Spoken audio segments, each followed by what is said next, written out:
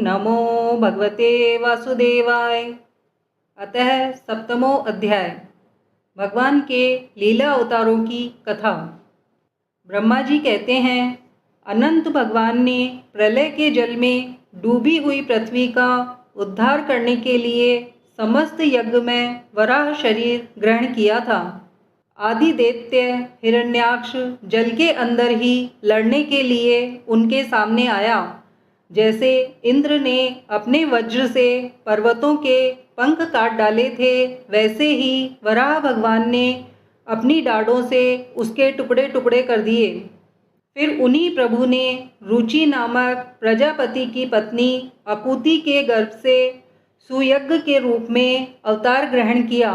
उस अवतार में उन्होंने दक्षिणा नाम की पत्नी से सोयम नाम के देवताओं को उत्पन्न किया और तीनों लोकों के बड़े बड़े संकट हर लिए।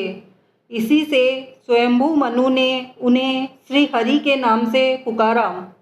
नारद कर्दम प्रजापति के घर देवहूति के गर्भ से 9 बहिनों के साथ भगवान ने कपिल के रूप में अवतार ग्रहण किया। उन्होंने अपनी माता को उस आत्मज्ञान का उपदेश किया जिससे वे इसी जन्म में अपने हृदय के संपूर्ण मल तीनों गुणों की आसक्ति का सारा कीचड़ धोकर कपिल भगवान के वास्तविक स्वरूप को प्राप्त हो गई। महर्षि अत्रि भगवान को पुत्र रूप में प्राप्त करना चाहते थे। उन पर प्रसन्न होकर भगवान ने उनसे एक दिन कहा कि मैंने अपने आप को तुम्हें दे दिया। इसी से अवतार लेने पर भगवान का नाम दत्तात्रेय पड़ा। उनके चरण कमलों के पराग से अपने शरीर को पवित्र करके राजा यदु और सहस्त्रार्जुन आदि ने योग की, भोग और मोक्ष दोनों ही सिद्धियां प्राप्त की। नारद, सृष्टि के प्रारंभ में मैंने विविध लोकों को रचने की इच्छा से तपस्या की। मेरे उस अखंड तप से प्रसन्न होकर उन्होंने तप अर्थ वाले सन नाम से युक्त होकर सनक, सनंदन, सनातन और सनत कुमार के रूप में अवतार ग्रहण किया। इस अवतार में उन्होंने प्रलय के कारण पहले कल्प के भूले हुए आत्मज्ञान का ऋषियों के प्रति यथावत उपदेश किया, जिससे उन लोगों ने तत्काल परम तत्व का अपने हृदय में साक्षात्कार कर लिया। धर्म की पत्नी दक्ष कन्या मूर्ति के गर्भ से वे नर नारायण के रूप में प्रकट हुए। उनकी तपस्या का प्रभाव उन्हीं के जैसा है। इंद्र की भेजी हुई काम की सेना अप्सराएं उनके सामने जाते ही अपना स्वभाव खो बैठी। वे अपने हाव भाव से उन आत्मस्वरूप भगवान की तपस्या में विघ्न नहीं डाल सकी। नारद, शंकर आदि महानुभाव अपनी रोज भरी दृष्टि से कामदेव को जला देते हैं, परंतु अपने आप को जलाने वाले असह्य क्रोध को वे नहीं जला पाते। वही क्रोध नर नारायण के निर्मल हृदय में प्रवेश करने के पहले ही डर के मारे कांप जाता है। फिर भला उनके हृदय में काम का प्रवेश तो हो ही कैसे सकता है। अपने पिता राजा उत्तानपाद के पास बैठे हुए 5 वर्ष के बालक ध्रुव को उनकी सौतेली माता सुरुचि ने अपने वचन बाणों से बेध दिया था। इतनी छोटी अवस्था होने पर भी वे उस ग्लानि से तपस्या करने के लिए वन में चले गए। उनकी प्रार्थना से प्रसन्न होकर भगवान प्रकट हुए और उन्होंने ध्रुव को ध्रुव पद का वरदान दिया। आज भी ध्रुव के ऊपर नीचे प्रदक्षिणा करते हुए दिव्य महर्षिगण उनकी स्तुति करते रहते हैं। कुमार्गगामी वेन का ऐश्वर्य और पौरस ब्राह्मणों के हुंकार रूपी वज्र से जलकर भस्म हो गया। वह नरक में गिरने लगा। ऋषियों की प्रार्थना पर भगवान ने उसके शरीर मंथन से पृथु के रूप में अवतार धारण कर उसे नरकों से उबारा और इस प्रकार पुत्र शब्द को चरितार्थ किया। उसी अवतार में पृथ्वी को गाय बनाकर उन्होंने उससे जगत के लिए समस्त औषधियों का दोहन किया। राजा नाभि की पत्नी सुदेवी के गर्भ से भगवान ने ऋषभ देव के रूप में जन्म लिया। इस अवतार में समस्त आसक्तियों से रहित रहकर अपनी इंद्रियों और मन को अत्यंत शांत करके एवं अपने स्वरूप में स्थित होकर समदर्शी के रूप में उन्होंने जड़ों की भांति योगचर्या का आचरण किया। इस स्थिति को महर्षि लोग परमहंस पद अथवा अवधूतचर्या कहते हैं। इसके बाद स्वयं उन्हीं यज्ञ पुरुष ने मेरे यज्ञ में स्वर्ण के समान कांति वाले हयग्रीव के रूप में अवतार ग्रहण किया। भगवान का वह विग्रह वेदमय, यज्ञमय और सर्वदेवमय है। उन्हीं की नासिका से श्वास के रूप में वेदवाणी प्रकट हुई। चाक्षुष मनवंतर के अंत में भावी मनु सत्यव्रत ने मत्स्य रूप में भगवान को प्राप्त किया था। उस समय पृथ्वी रूप नौका के आश्रय होने के कारण वे ही समस्त जीवों के आश्रय बने। प्रलय के उस भयंकर जल में मेरे मुख से गिरे हुए वेदों को लेकर वे उसी में विहार करते रहे। जब मुख्य देवता और दानव अमृत की प्राप्ति के लिए क्षीर सागर को मथ रहे थे, तब भगवान ने कच्छप के रूप में अपनी पीठ पर मंद्राचल धारण किया।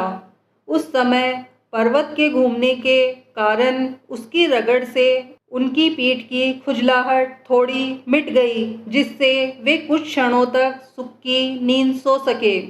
देवताओं का महान भय मिटाने के लिए उन्होंने नरसिंह का रूप धारण किया। फड़कती हुई भौहों और तीखी डाढ़ों से उनका मुख बड़ा भयावना लगता था। हिरण्यकश्यपु उन्हें देखते ही हाथ में गदा लेकर उन पर टूट पड़ा। इस पर भगवान नरसिंह ने दूर से ही उसे पकड़कर अपनी जांघों पर डाल लिया और उसके छटपटाते रहने पर भी अपने नखों से उसका पेट फाड़ डाला।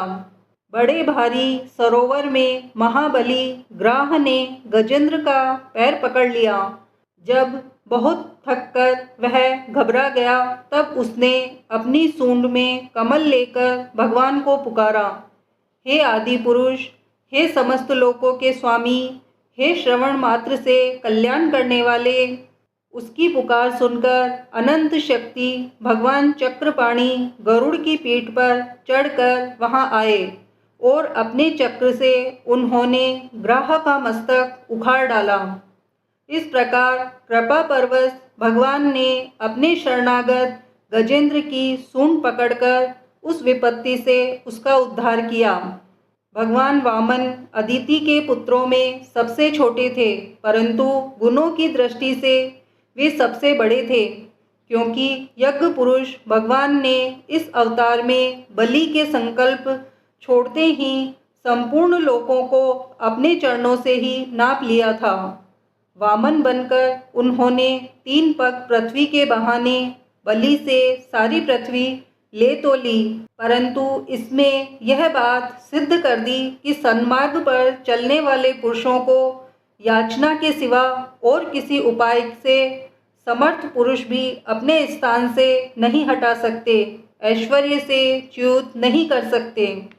दैत्यराज बलि ने अपने सिर पर स्वयं वामन भगवान का चरणामृत धारण किया था। ऐसी स्थिति में उन्हें जो देवताओं के राजा इंद्र की पदवी मिली, उसमें कोई बलि का पुरुषार्थ नहीं था। अपने गुरु शुक्राचार्य के मना करने पर भी वे अपनी प्रतिज्ञा के विपरीत कुछ भी करने को तैयार नहीं हुए। और तो क्या, भगवान का तीसरा पग पूरा करने के लिए उनके चरणों में सिर रखकर उन्होंने अपने आप को ही समर्पित कर दिया। नारद, तुम्हारे अत्यंत प्रेम भाव से परम प्रसन्न होकर हंस के रूप में भगवान ने तुम्हें योग, ज्ञान और आत्म तत्व को प्रकाशित करने वाले भागवत धर्म का उपदेश किया। वह केवल भगवान के शरणागत भक्तों को ही सुगमता से प्राप्त होता है। वे ही भगवान स्वयंभू आदि मनवंतरों में मनु के रूप में अवतार लेकर मनुवंश की रक्षा करते हुए दशों दिशाओं में अपने सुदर्शन चक्र के समान तेज से बेरोक टोक निष्कंटक राज्य करते हैं। तीनों लोकों के ऊपर सत्य लोक तक उनके चरित्र की कमनीय कीर्ति फैल जाती है और उसी रूप में वे समय समय पर पृथ्वी के भारभूत दुष्ट राजाओं का दमन भी करते रहते हैं। स्वनाम धन्य भगवान धन्वंतरी अपने नाम से ही बड़े बड़े रोगियों के रोग तत्काल नष्ट कर देते हैं। उन्होंने अमृत पिलाकर देवताओं को अमर कर दिया और दैत्यों के द्वारा हरण किए हुए उनके यज्ञ भाग उन्हें फिर से दिला दिए। उन्होंने ही अवतार लेकर संसार में आयुर्वेद का प्रवर्तन किया। जब संसार में ब्राह्मण द्रोही आर्य मर्यादा का उल्लंघन करने वाले नारकीय क्षत्रिय अपने नाश के लिए ही देववश बढ़ जाते हैं और पृथ्वी के कांटे बन जाते हैं, तब भगवान महापराक्रमी परशुराम के रूप में अवतीर्ण होकर अपनी तीखी धार वाले फरसे से 21 बार उनका संहार करते हैं। मायापति भगवान हम पर अनुग्रह करने के लिए अपनी कलाओं भरत, शत्रुघ्न और लक्ष्मण के साथ श्री राम के रूप में इक्ष्वाकु के वंश में अवतीर्ण होते हैं। इस अवतार में अपने पिता की आज्ञा का पालन करने के लिए अपनी पत्नी और भाई के साथ वे वन में निवास करते हैं। उसी समय उनसे विरोध करके रावण उनके हाथों मरता है। त्रिपुर विमान को जलाने के लिए उद्यत शंकर के समान जिस समय भगवान राम शत्रु की नगरी लंका को भस्म करने के लिए समुद्र तट पर पहुंचते हैं, उस समय सीता के वियोग के कारण बढ़ी हुई क्रोधाग्नि से उनकी आंखें इतनी लाल हो जाती हैं कि वे उनकी दृष्टि से ही समुद्र के मगरमच्छ, सांप और ग्राह आदि जीव जलने लगते हैं और भय से थरथर कांपता हुआ समुद्र झटपट उन्हें मार्ग दे देता है। जब रावण की कठोर छाती से टकराकर इंद्र के वाहन ऐरावत के दांत चूर चूर होकर चारों ओर फैल गए थे, जिससे दिशाएं सफ़ेद हो गई थी, तब दिग्विजयी रावण घमंड में फूलकर हंसने लगा था। वही रावण जब श्री रामचंद्र जी की पत्नी सीता जी को चुराकर ले जाता है और लड़ाई के मैदान में उनसे लड़ने के लिए गर्वपूर्वक आता है, तब भगवान श्री राम के धनुष की टंकार से ही उसका वह घमंड प्राणों के साथ तत्क्षण विलीन हो जाता है। जिस समय झुंड के झुंड दैत्य पृथ्वी को रोन डालेंगे, उस समय उसका भार उतारने के लिए भगवान अपने सफ़ेद और काले केश से बलराम और श्री कृष्ण के रूप में कला अवतार ग्रहण करेंगे। वे अपनी महिमा को प्रकट करने वाले इतने अद्भुत चरित्र करेंगे कि संसार के मनुष्य उनकी लीलाओं का रहस्य बिल्कुल नहीं समझ सकेंगे। बचपन में ही पूतना के प्राण हर लेना, 3 महीने की अवस्था में पैर उछालकर बड़ा भारी छकड़ा उलट देना और घुटनों के बल चलते चलते आकाश को छूने वाले यमला अर्जुन वृक्षों के बीच में जाकर उन्हें उखाड़ डालना, ये सब ऐसे कर्म हैं जिन्हें भगवान के सिवा और कोई नहीं कर सकता। जब कालिय नाग के विष से दूषित हुआ यमुना जल पीकर बछड़े और गो बालक मर जाएंगे, तब वे अपनी सुधामयी कृपा दृष्टि की वर्षा से ही उन्हें जीवित कर देंगे और यमुना जल को शुद्ध करने के लिए वे उसमें विहार करेंगे तथा विष की शक्ति से जीभ लपलपाते हुए कालिय नाग को वहाँ से निकाल देंगे। उसी दिन रात को जब सब लोग वहीं यमुना तट पर सो जाएंगे और दावाग्नि से आसपास का मूंज का वन चारों ओर से जलने लगेगा, तब बलराम जी के साथ वे प्राण संकट में पड़े हुए ब्रजवासियों को उनकी आंखें बंद कराकर उस अग्नि से बचा लेंगे। उनकी यह लीला भी अलौकिक ही होगी। उनकी शक्ति वास्तव में अचिंत्य है। उनकी माता उन्हें बांधने के लिए जो जो रस्सी लाएगी वही उनके उदर में पूरी नहीं पड़ेगी, 2 उंगल छोटी ही रह जाएगी। तथा जम्भाई लेते समय श्री कृष्ण के मुख में 14 भुवन देखकर पहले तो यशोदा भयभीत हो जाएगी, परंतु फिर वे संभल जाएंगी। वे नंद बाबा को अजगर के भय से और वरुण के पास से छुड़ाएंगे। मैं दानव का पुत्र व्योमासुर जब गोप बालों को पहाड़ की गुफाओं में बंद कर देगा, तब वे उन्हें भी वहां से बचा लाएंगे। गोकुल के लोगों को जो दिन भर तो काम धंधों में व्याकुल रहते हैं और रात को अत्यंत थककर सो जाते हैं, साधनहीन होने पर भी वे अपने परम धाम को ले जाएंगे।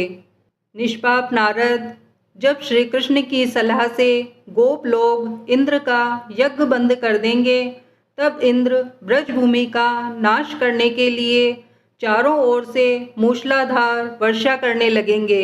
उससे उनकी तथा उनके पशुओं की रक्षा करने के लिए भगवान कृपा परवश हो 7 वर्ष की अवस्था में ही 7 दिनों तक गोवर्धन पर्वत को एक ही हाथ से छत्रक पुष्प की तरह खेल खेल में ही धारण किए रहेंगे।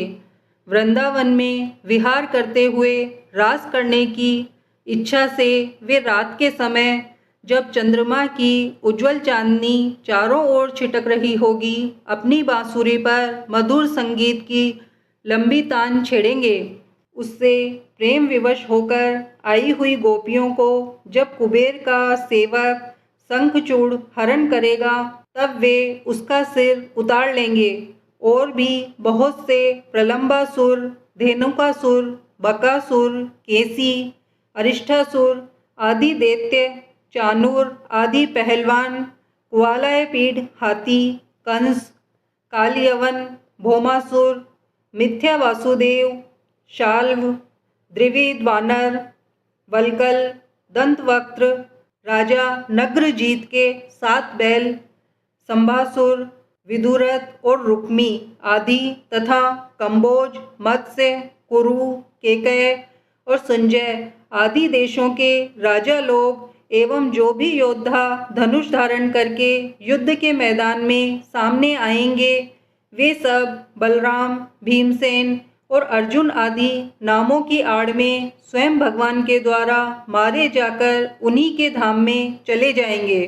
समय के फेर से लोगों की समझ कम हो जाती है, आयु भी कम होने लगती है। उस समय जब भगवान देखते हैं कि अब ये लोग मेरे तत्व को बतलाने वाली वेदवाणी को समझने में असमर्थ होते जा रहे हैं, तब प्रत्येक कल्प में सत्यवती के गर्भ से व्यास के रूप में प्रकट होकर वे वेद रूपी वृक्ष का विभिन्न शाखाओं के रूप में विभाजन कर देते हैं। देवताओं के शत्रु दैत्य लोग भी वेद मार्ग का सहारा लेकर मैं दानव के बनाए हुए अदृश्य वेग वाले नगरों में रहकर लोगों का सत्यानाश करने लगेंगे। तब भगवान लोगों की बुद्धि में मोह और अत्यंत लोभ उत्पन्न करने वाला वेश धारण करके बुद्ध के रूप में बहुत से उपधर्मों का उपदेश करेंगे। कलयुग के अंत में जब सत्पुरुषों के घर भी भगवान की कथा होने में बाधा पड़ने लगेगी, ब्राह्मण, क्षत्रिय तथा वैश्य, पाखंडी और शूद्र राजा हो जाएंगे। यहाँ तक कि कहीं भी स्वाहा, स्वधा और वसटकार की ध्वनि, देवता पितरों के यज्ञ श्राद्ध की बात तक नहीं सुनाई पड़ेगी। तब कलयुग का शासन करने के लिए भगवान कल्कि अवतार ग्रहण करेंगे। जब संसार की रचना का समय होता है, तब तपस्या 9 प्रजापति, मारीच आदि ऋषि और मेरे रूप में जब सृष्टि की रक्षा का समय होता है, तब धर्म, विष्णु, मनु, देवता और राजाओं के रूप में तथा जब सृष्टि के प्रलय का समय होता है, तब अधर्म, रुद्र तथा क्रोधवश नाम के सर्प एवं दैत्य आदि के रूप में सर्वशक्तिमान भगवान की माया विभूतियाँ ही प्रकट होती हैं। अपनी प्रतिभा के बल से पृथ्वी के एक एक धूलि कण को गिन चुकने पर भी जगत में ऐसा कौन पुरुष है जो भगवान की शक्तियों की गणना कर सके। जब वे त्रिविक्रम अवतार लेकर त्रिलोकी को नाप रहे थे, उस समय उनके चरणों के अदम्य वेग से प्रकृति रूप अंतिम आवरण से लेकर सत्यलोक तक सारा ब्रह्मांड कांपने लगा था। तब उन्होंने ही अपनी शक्ति से उसे स्थिर किया था। समस्त सृष्टि की रचना और संहार करने वाली माया उनकी एक शक्ति है। ऐसी ऐसी अनंत शक्तियों के आश्रय उनके स्वरूप को न मैं जानता हूँ और न वे तुम्हारे बड़े भाई सनकादि ही, फिर दूसरों का तो कहना ही क्या है। आदिदेव भगवान शेष सहस्त्र मुख से उनके गुणों का गायन करते आ रहे हैं, परंतु वे अब भी उसके अंत की कल्पना नहीं कर सके। जो निष्कपट भाव से अपना सर्वस्व और अपने आप को भी उनके चरण कमलों में निछावर कर देते हैं, उन पर वे अनंत भगवान स्वयं ही अपनी ओर से दया करते हैं और उनकी दया के पात्र ही उनकी दुस्तर माया का स्वरूप जानते हैं और उसके पार जा पाते हैं। वास्तव में ऐसे पुरुष ही कुत्ते और सियारों के कलेवा रूप अपने और पुत्रादि के शरीर में यह मैं हूँ और यह मेरा है ऐसा भाव नहीं करते। प्यारे नारद, परम पुरुष की उस योग माया को मैं जानता हूँ तथा तुम लोग भगवान शंकर, दैत्य कुलभूषण प्रहलाद, शत्रुपा, मनुपुत्र, प्रियव्रत आदि प्राचीन रही ऋभु और ध्रुव भी जानते हैं। उनके सिवा इक्ष्वाकु, पुरूरवा, मुचुकंद, जनक, गादी, रघु, अम्बरीश, सगर, गय, ययाति आदि तथा मानदाता, अलर्क, सद्धन्वा, अनु, रंतिदेव, भीष्म, बलि, अमूर्त्र, दिलीप, सोबरी, उत्तंक, शिबी, देवल, पीपलाद, सारस्वत, उद्धव, पराशर, भूरिसेन और विभीषण, हनुमान, सुखदेव, अर्जुन, अरिष्टसेन, विदुर और श्रुतदेव आदि महात्मा भी जानते हैं। जिन्हें भगवान के प्रेमी भक्तों का सा स्वभाव बनाने की शिक्षा मिली है, वे स्त्री, शूद्र, हूण, भील और पाप के कारण पशु पक्षी आदि योनियों में रहने वाले भी भगवान की माया का रहस्य जान जाते हैं और इस संसार सागर से सदा के लिए पार हो जाते हैं। फिर जो लोग वैदिक सदाचार का पालन करते हैं, उनके संबंध में तो कहना ही क्या है। परमात्मा का वास्तविक स्वरूप एक रस, शांत, अभय एवं केवल ज्ञान स्वरूप है। न उसमें माया का मल है और न तो उसके द्वारा रची हुई विषमताएं ही। वह सत और असत दोनों से परे है। किसी भी वैदिक या लौकिक शब्द की वहाँ तक पहुँच नहीं है। अनेक प्रकार के साधनों से संपन्न होने वाले कर्म का फल भी वहाँ तक नहीं पहुँच सकता और तो क्या स्वयं माया भी उसके सामने नहीं जा पाती, लजाकर भाग खड़ी होती है। परम पुरुष भगवान का वही परम पद है। महात्मा लोग उसी का शोक रहित अनंत आनंद स्वरूप ब्रह्मा के रूप में साक्षात्कार करते हैं। संयमशील पुरुष उसी में अपने मन को समाहित करके स्थित हो जाते हैं। जैसे इंद्र स्वयं मेघ रूप में विद्यमान होने के कारण जल के लिए कुआं खोदने की खुदाल नहीं रखते, वैसे ही वे भेद दूर करने वाले ज्ञान साधनों को भी छोड़ देते हैं। समस्त कर्मों के फल भी भगवान ही देते हैं, क्योंकि मनुष्य अपने स्वभाव के अनुसार जो शुभ कर्म करता है वह सब उन्हीं की प्रेरणा से होता है। इस संसार में रहने वाले पंचभूतों के अलग अलग हो जाने पर जब यह शरीर नष्ट हो जाता है, तब भी इसमें रहने वाला अजन्मा पुरुष आकाश के समान नष्ट नहीं होता। बेटा नारद, संकल्प से विश्व की रचना करने वाले षडैश्वर्य संपन्न श्री हरि का मैंने तुम्हारे सामने संक्षेप में वर्णन किया। जो कुछ कार्य, कारण अथवा भाव, अभाव है वह सब भगवान से भिन्न नहीं है। फिर भी भगवान तो इससे पृथक भी है ही। भगवान ने मुझे जो उपदेश किया था वह यही भागवत है। इसमें भगवान की विभूतियों का संक्षिप्त वर्णन है। तुम इसका विस्तार करो। जिस प्रकार सबके आश्रय और सर्वस्वरूप भगवान श्री हरि में लोगों की प्रेममयी भक्ति हो, ऐसा निश्चय करके इसका वर्णन करो। जो पुरुष भगवान की अचिंत्य शक्ति माया का वर्णन या दूसरे के द्वारा किए हुए वर्णन का अनुमोदन करते हैं अथवा श्रद्धा के साथ नित्य श्रवण करते हैं, उनका चित्त माया से कभी मोहित नहीं होता। इति श्रीमद्भागवते महापुराणे परमहंस्या संहिताया द्वितीय स्कंदे ब्रह्मा नारद संवादे 7मो अध्याय।